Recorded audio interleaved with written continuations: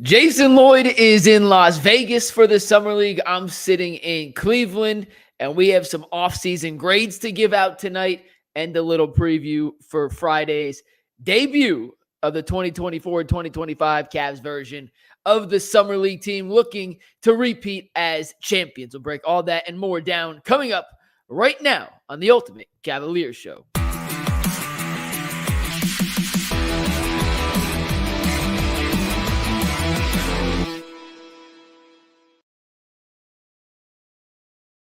What is up, guys? It is 7 o'clock on the dot on Wednesday night, July 10th, and the Cavs have still yet to make any type of trade and/or free agency signing this offseason. Friday, I believe, marks the 2-week anniversary of the start of the new league year. And to my knowledge, the Cavs are the only team that has yet to make a single roster move outside of a draft pick. So we're going to talk about all of that. I'm stealing an exercise from our good friends over at Fear the Sword. My guy Jackson, my guy Tony Pesta. They do a great job over there, and they put together a little exercise to essentially grade the Cavs offseason so far when it's broken down into 5 categories. So we are going to give homage to what they do over at Fear the Sword and grade the Cavs on those 5 categories. Then we will dive into the Cavs Summer League team that gets underway and begins their first game in their championship defense on Friday night. But we start with some off-season grades thus far. I mentioned this exercise is taken from our good friends over at the Fear the Sword blog. Jackson and Tony and the rest of the crew do a great job, and they came up with this general premise for an idea. These are the 5 categories they are grading the Cavaliers on so far this offseason: the front office, the coaching staff, the starting lineup, the bench, and your overall confidence in the Cavaliers as they gear up for the upcoming season. So we're going to go through this one by one and grade each of those categories for your Cleveland Cavaliers. And the first category on the list was the front office. Now, when you look at the task list Koby Altman had to accomplish this offseason, the number one thing on the list was re-signing Donovan Mitchell. The number 2 thing on the list was picking out and identifying the right head coach to lead this organization into the future. Number 3, 4, 5, 6, 7, 8, however long the list goes on, those tasks were finding ways to improve the roster. Now, when you look at his list of things he's accomplished so far, he did get Donovan Mitchell to sign a 3-year max extension worth $150.3 million. So check. Kenny Atkinson was hired to be the Cavs' new head coach. And hand up, when we were going through the process, I planted my flag in the James Borrego camp. But I certainly think Atkinson is a valid and worthy candidate. I liked Borrego a tad bit more, but it was picking hairs and splitting the difference between 2 candidates who were both equally worthy, in my opinion, and both deserve the second chance to showcase what they can do as a head coach in the NBA. So he accomplished that. The rest of the list, well, it's a giant incomplete. It's a not available for assessment. So when I had to come up with an overall grade for Koby Altman, I had to weigh, well, he did the top 2 things and he hasn't done the rest yet. So how do you really grade that? Because you don't have all the information to make a conclusive decision. So I thought of it like this. If you were making a dish, right? If you're making dinner for your family, your friends, whoever it may be, and you decided to make steak, potatoes, and salad, something basic. You can do chicken parm. Well, let's do chicken parm. You know what? We'll do chicken parm instead. And you went out and you bought chicken and you brought mozzarella cheese, and that was it. Well, you can still make a form of chicken parm, but it ain't going to be the best chicken parm. And that's how I look at the Cavs offseason so far. He got the 2 main ingredients, but he didn't get any of the supplemental things that you need to put together a full roster, or in this case, for the analogy, a full dish. So I ended up giving Koby, for his effort so far, a B-. I had a hard time going below a B- because he nailed the top 2 things he had to do: the Mitchell extension, the head coach hire, but he hasn't done anything else. And any changes to the roster were going to be contingent on whether or not Donovan re-signed and or did not re-sign, and what guys fit into Kenny Atkinson's system and what guys did not fit into Kenny Atkinson's system. So I don't feel great about the B-, but I think the two most important things had to be weighed the most, and whether he was to sign a Buddy Hield in free agency or Nicholas Batum or a Jalen Smith or a Paul Reed, those shouldn't be weighed as highly as re-signing Donovan and hiring Kenny Atkinson. So he gets a B-, in my opinion, for his offseason thus far. And if you want to tell me that you think his lack of moves via free agency so far outweigh re-signing Donovan and hiring Kenny Atkinson, I'll hear you for the back and forth. I'm just telling you, I weighed the re-signing of Mitchell, getting him to commit to Cleveland for the next 3 seasons, or 2+1, and making a solid, smart coaching hire in Kenny Atkinson. He gets a B+ for me so far. The next category that Fear the Sword asked us to grade was the coaching staff.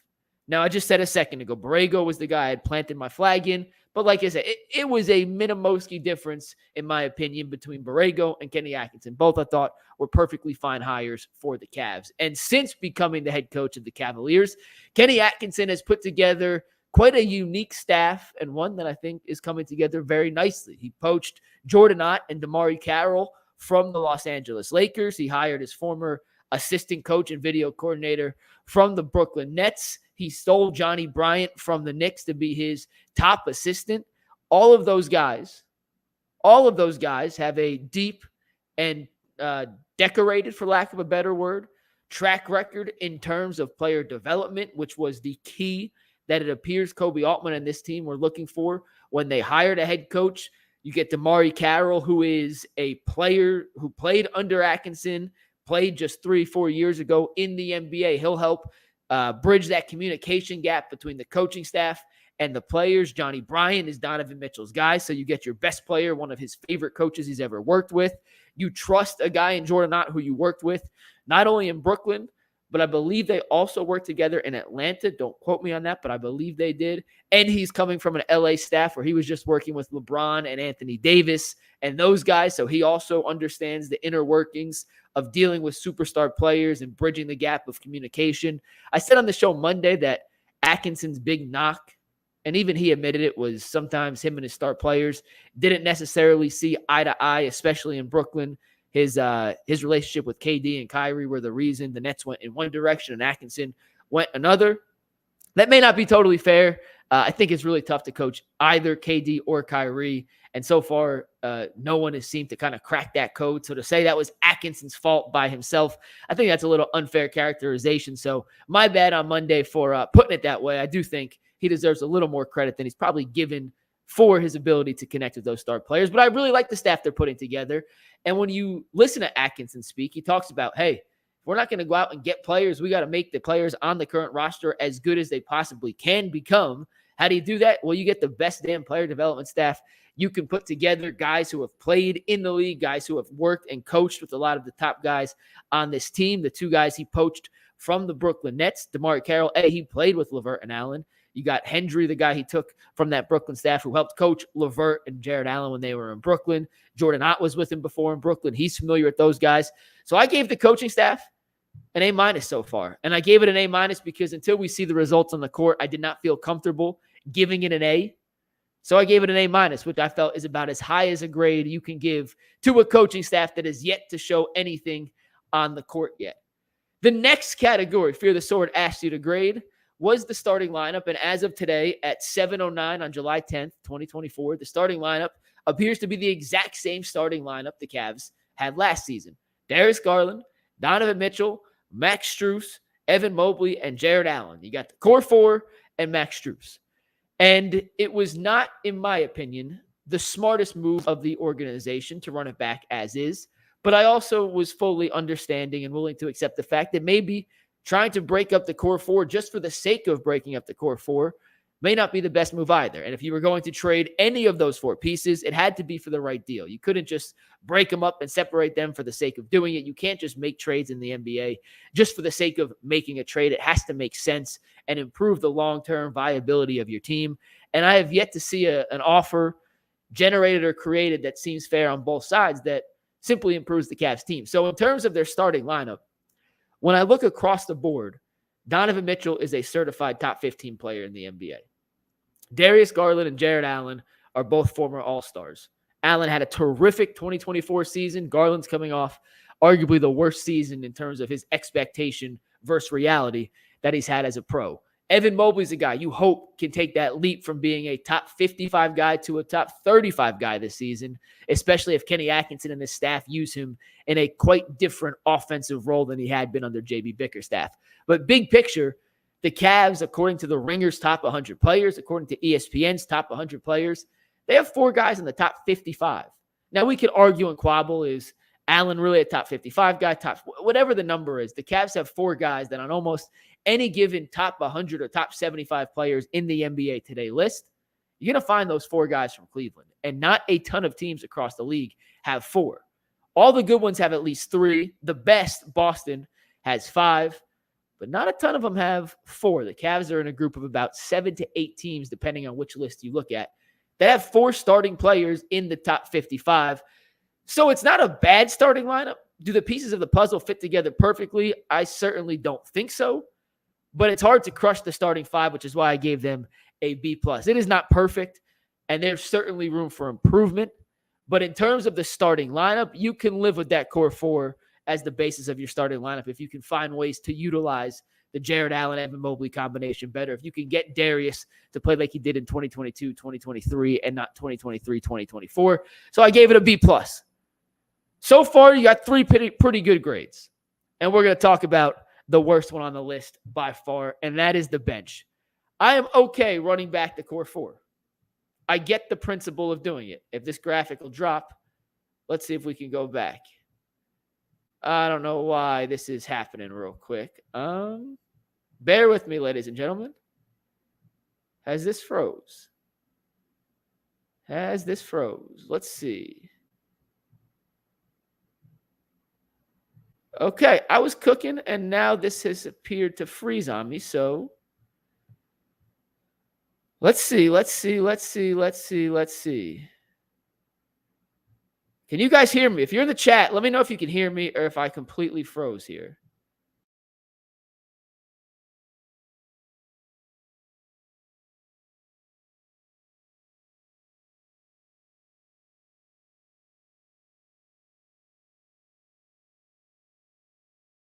Add myself to the stage. If I drop this, can I come back?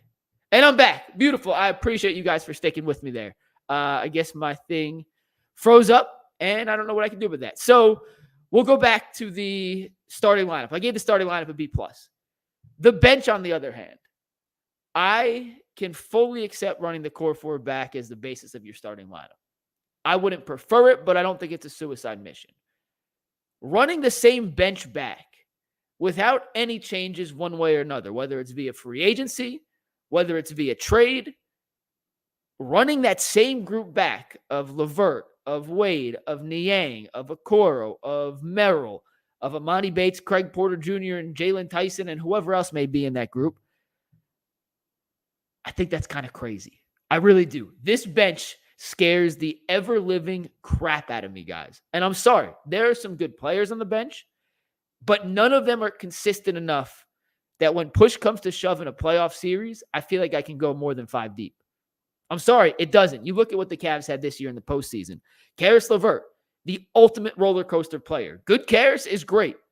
And bad Caris is, let's just say, less than great. He's one of the few players in the league that can single-handedly win you a game off the bench and can single-handedly lose you a game off the bench.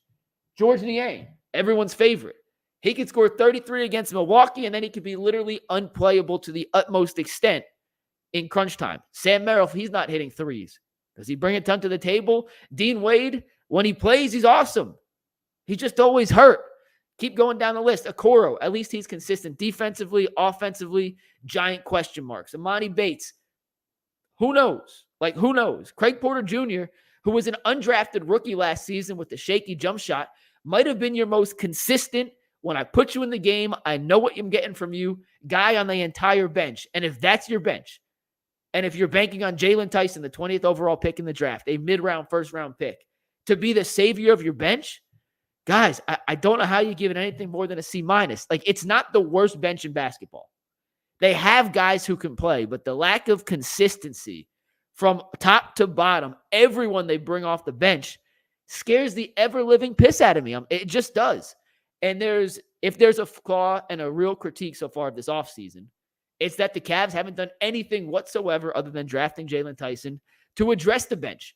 Now, I'm holding out hope that the reason the Cavs have been so patient and nonchalant this offseason via free agency and trade is they are trying to avoid taking on any extra salary before making some sort of sign and trade for LeVert and Okoro to help them navigate the first apron of the tax waters and dealing with all that tough stuff to understand, which, by the way, the Fear the Fro pod, Bob Schmidt did a great job breaking it down earlier this week. If you don't understand it, check it out.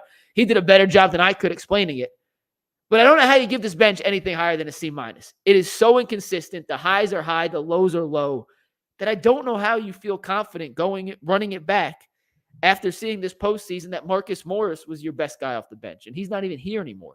I don't know how they do that. So I don't have a ton of confidence in the bench moving forward, which brings us to the last category from the Fear the Sword exercise, which is your overall confidence in the team. And I gave them right now a B. I like how the front office executed the top two things on their offseason checklist. I like the coaching staff the Cavs are putting together and Kenny Atkinson is assembling. I can live with the starting lineup. The bench scares the living hell out of me. And until I see this team play at its best, with the two bigs working together flawlessly and the two guards working simultaneously and playing off each other, and this new team in a new offensive scheme and these young guys being incorporated properly, I don't know how you have more confidence than a B.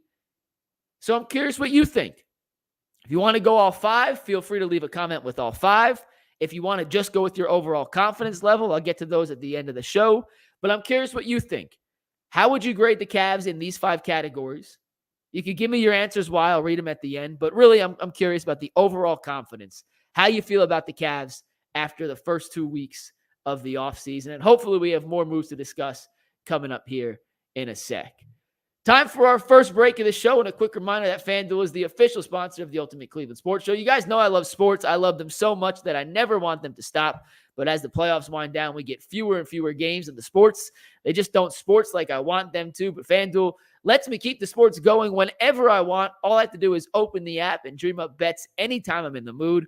And this summer, FanDuel is hooking up all customers with a boost or a bonus daily. That's right. There's something for everyone every day all summer long. So head over to FanDuel.com/UCSS and start making the most out of your summer. FanDuel, the official sports betting partner of Major League Baseball and the Ultimate Cleveland Sports Show. All right, the Cavs Summer League tips off on Friday. The Cavs are in Las Vegas looking to repeat as Summer League champions, and there are some familiar faces on the Cavaliers Summer League squad. Emoni Bates, Pete Nance, Craig Porter Jr., Luke Travers are all back out there for a second season. Some new guys to keep in mind. DJ Burns, the NC State unsigned, undrafted rookie, who was a superstar in the March Madness tournament. Dexter Dennis, a defensive mastermind. He played on the Charge a little bit at the end of last season. You have Zaire Smith, the former first-round pick. He also plays for the Charge. And Jaylon Tyson, the Cavs' first-round pick, number 20 overall, just a few weeks ago. And guys, the record in Summer League is awesome. The fact they went undefeated last year, the fact they won the championship, that's all awesome. But that's not what really matters in Summer League. What matters is individual player development and getting a glimpse at guys who you hope can crack the rotation this year. And there's a few guys on this Summer League roster I do think are worth keeping an eye on as these games go through. And we'll start with the obvious one, the one we talk about the most on this show, which is Emoni Bates. Can he play in the NBA at the highest level in a functioning offensive system without being the focal point? That remains to be seen. But we should get a little glimpse into that in Las Vegas over the next 10 days because Emoni Bates is in the perfect position to absolutely dominate the Las Vegas Summer League this year. I'm talking about 20 to 25 points a game, efficient shooting, one-on-one highlight reel plays, night in and night out, with hopefully sprinkled in a little bit of improved playmaking, rebounding, and defense. The summer league, there is not a ton of offensive sets being run. It's not playground basketball. It's more organized than that. But you certainly aren't running through the playbook and running through the offensive sets like you would during a regular game. And Emoni Bates, his best attribute right now is his ability as a 6'8", 6'9" playmaker and scorer is going one-on-one and scoring over guys that don't have great NBA size. He has all the legit size you want in an NBA small forward. He's a 6'8", 6'9". His wingspan isn't tremendously long, but when you're 6'8", 6'9", you don't need crazy long arms. According to the Cavs roster, he's put on 26 pounds of muscle since last season. We'll see what that looks like. Does it affect his quickness? Does it affect his jump shot? We'll find out on Friday and beyond. But Emoni Bates is in a position to become a Las Vegas Summer League superstar. He had a good rookie debut in the Summer League. I believe he made the All-Summer League team as a second or third team guy. Don't quote me on that. I believe he did, though. But he has a chance to be the breakout star of the Summer League because of the style of play that happens in the Summer League, because of his individual skill sets, and because of the fact he's a second-year guy who's now been through the G League, understands what is needed of him, and can showcase that to the highest levels against competition that is below the G League in general. There's a few NBA guys sprinkled in there, especially the rookies who are making their debut. But for the most part, the guys on Summer League rosters aren't going to be in the G League. So if you can dominate them, that's a good indication that you belong not only in the G League, but in potentially the next level as well. If you can't dominate them, well, then we may have some more question marks. And whatever happens in the Summer League, good or bad, will not dictate the future of his career or Craig Porter Jr.'s career or DJ Burns' career. It's just a little indication, another information point we have to add to our arsenal as we talk about these guys moving forward. But no one, and I mean no one, and maybe no one across the entire NBA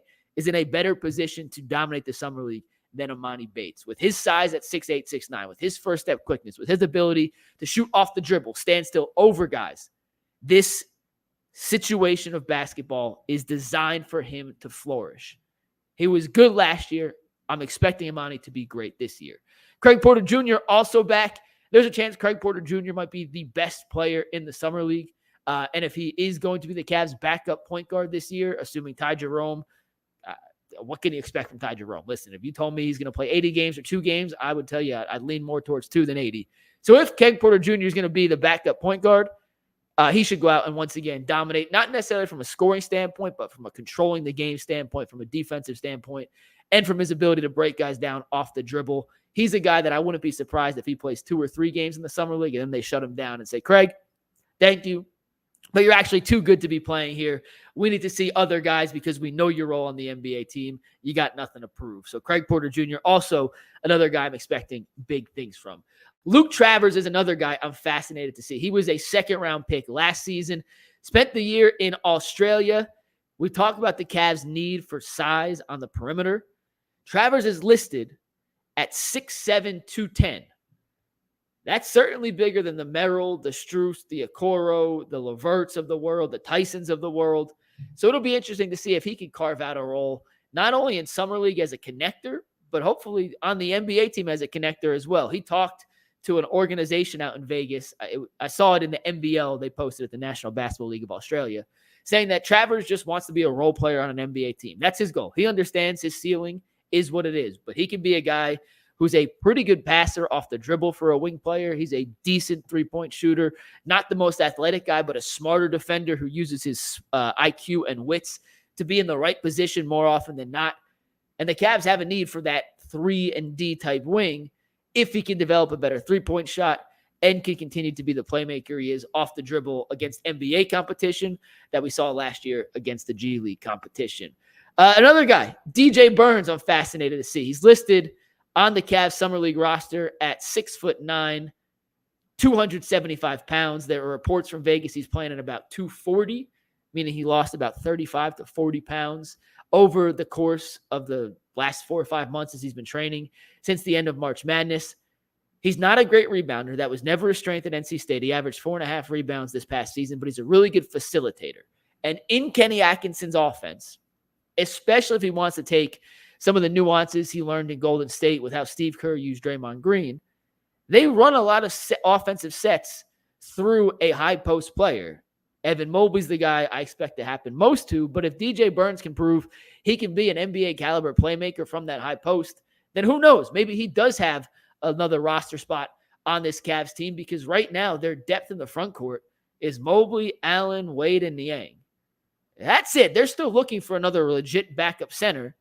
And I don't think anyone feels super confident in Wade's health and Niang's ability to be consistent for an 82-game season other than his actual availability. That maybe DJ Burns goes out, plays great in Summer League, and finds himself on this NBA roster next season. I don't think it'd be the most shocking thing in the world. I wouldn't bet on it, but I certainly wouldn't be shocked if that's the case. And another guy I'm going to tell you to keep your eye on, I mentioned him earlier, but it is Dexter Dennis. I knew Dexter a tiny bit at A&M. I'm not just saying this because of the fact I know Dennis a tiny bit, but he is a guy who will guard you 94 feet the entire court. He's a defensive menace. And in the Summer League, a lot of these guys get over anxious. They try to speed it up because they're thinking, I got to make a play. I got to make a play. I got to make a play so I can show these coaches why I deserve a roster spot over player X, Y, and Z. And that plays right into Dexter Dennis's hands as one of the better perimeter defenders in the G League last season. He was one of the best college defenders when he was at A&M and at Wichita State prior. He played with Craig Porter Jr. at Wichita State, so they already have that built-in chemistry in the backcourt. So he's another guy, I think, an under-the-radar guy who probably won't make the Cavs roster. They're pretty loaded at the guard position without any trades right now. But another guy I would keep an eye on as the Cavs enter their Summer League, hopefully their Summer League repeat as champions. Appreciate you guys tuning in. We're going to read your viewer comments in a sec before we wrap up here tonight. Make sure you guys tune into the 216 show tomorrow with Earl the Pearl. And on Monday, a reminder, the Ultimate Cleveland Sports Show, 10 to 12 at Quail Hollow. It's an hour earlier than our regular scheduled 11 to 1. So just keep that in mind as we move forward.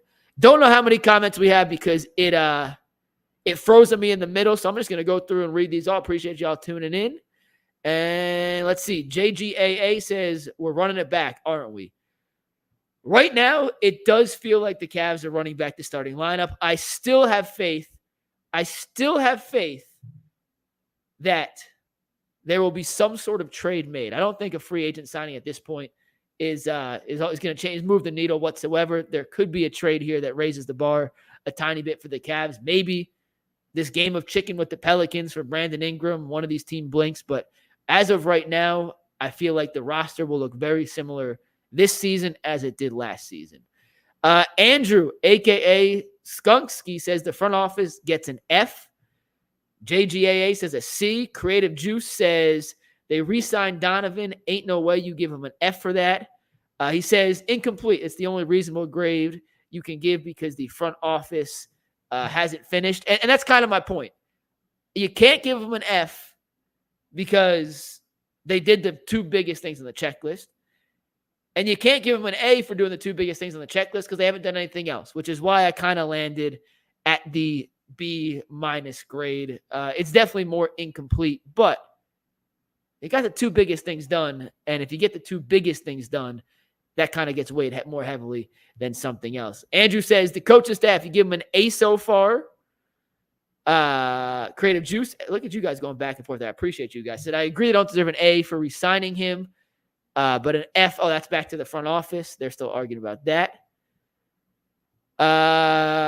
Gabby Weaver says, everyone smash the like button. Shout out to Gabby. She's probably a nice gal somewhere out there. E-Fire Beat says, I want Emoni playing this year and a lot.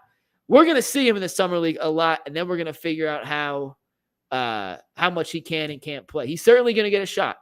His body archetype, his skill set, his game fits what the Cavs need. Can Emoni fit into an offensive system? That's what he still has to prove, and that's what he's going to have a chance to prove to Kenny Atkinson and company, not only during the Summer League, but then during the upcoming training camp as well. Edward Woodward says the bench can't be higher than a B and isn't lower than a C. I gave it a C-, so somewhere in that range. If you're higher on a few of those guys than I am, I could see a C. I agree it can't be higher than a B no matter how high you are on them, but I'm a little lower than that. I appreciate you guys saying you can hear me. I'm not sure why the video froze. That was super weird. Robert's watching from California. Shout out to Robert all the way from California. The Cam Johnson trade, we talked about this on Sunday. He'd be awesome in Cleveland. I just don't think the Cavs have the assets to acquire Cam Johnson. I don't. Creative Juice back with, I have faith that the team we take the court with on game 1 will be different than the team we have today. I hope so too. Listen, I hope so too, because whether it's a trade, even if it's a minimal trade, like getting someone like Dorian Finney-Smith, it at least unclogs the logjam you have with all those combo 2-3s. Like, if nothing more, trading one of those guys just to open up minutes for a Tyson or for Craig Porter Jr. or Merrill or even Bates, like, there's such a logjam at that one particular archetype that making any move to try and improve the roster and or just open up more minutes for other guys to show what they have, to me, makes a ton of sense. So that's why I hope there's some sort of move up Kobe Altman's sleeve. JGAA says he gives them a B- for their overall confidence. Creative Juice says, I think we made the right pick at head coach. I think his time in Golden State will pay dividends. Can't wait to see what we get of the core 4 that Bickerstaff couldn't. Anthony Littlejohn says, I think we're waiting to assess the young guys in Summer League and then make moves to the bench. That could be true, Anthony. Most of the guys I think the Cavs would be interested in signing, even to help their bench, have already been signed, though. That's my only fear. Bobby says, B overall, Cavs still need to add a wing. I do not disagree whatsoever with that. End of backup big man, Jada Champ, sorry. It's hard to read that if you don't know what's coming, but Jada Champ says a backup big man. They absolutely need a backup big man, 110%. King B says Bates gets his catch and shoot together, we good. Mobley needs to put on weight as well, 100%. I'm curious if they change, and I don't know the answer to this. I'm going to look into it. Does the NBA change strength and conditioning coaching staffs when the head coach makes a change, or is that more of an organizational thing? I know in the NFL, coaching staff, or at least the training staff, is usually tied to the head coach. I'm not sure if it's that tied in the same way in an NBA team. So I'll look into that. That's a good question. 420 Amsterdam says Biscuit Burns. Hey, he's fun. And I don't know if you guys heard his interview today out from Vegas, but he was a lot of fun to listen to. So I hope he plays well. I'm rooting for DJ Burns a ton. Creative Juice says, do you really hate Superman? And if so, what are your thoughts? No, I like Superman. I used to like the comics. The movies have not been great, and I was annoyed by the traffic, but I've already argued about it. I've already whined about it. I'm not going to do it anymore. Soul Train says, only position I want to upgrade at is small forward. Need someone at least 6'7". Luke Travers, Emoni Bates, 2 guys on the roster already on the roster who could potentially fill those spots. Edward says, in 4 to 6 years, we'll look back at this group of players and say, how did they not win one? I think a lot of these players' timelines don't match with each other. It's a fair point, Ed. Fair point. When you make the acquisition for Donovan Mitchell and you push all your chips in on the table, you need to do so with the idea that the rest of your roster is ready to compete and on the same timeline as Donovan. That's why I never understood the fact that they put Evan Mobley's development to the side when they acquired Donovan, because for Donovan and this team to reach its highest peak, you needed Evan Mobley. You needed that development to be at the forefront so he could match the rest of the timeline. Harrison Burns should have been someone they looked at. He was making 20-something million. I don't know how you fit $20 million into the Cavs salary without trading a bunch of other pieces. And then would Sacramento have wanted those pieces? I'm not sure if that's going to happen. And that's going to wrap it up. That's all the comments. Appreciate y'all tuning in. We'll see you tomorrow on the Ultimate Cleveland Sports Show. Peace.